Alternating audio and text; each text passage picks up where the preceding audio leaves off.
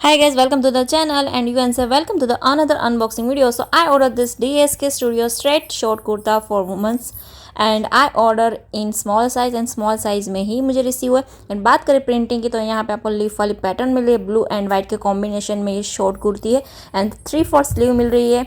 And यहाँ पर आपको वी नेक की डिटेलिंग मिल रही है एंड आफ्टर वेयरिंग काफ़ी अच्छा लुक आ रहा था। एंड बात करें प्राइस की तो प्राइस के according you can definitely go for it guys.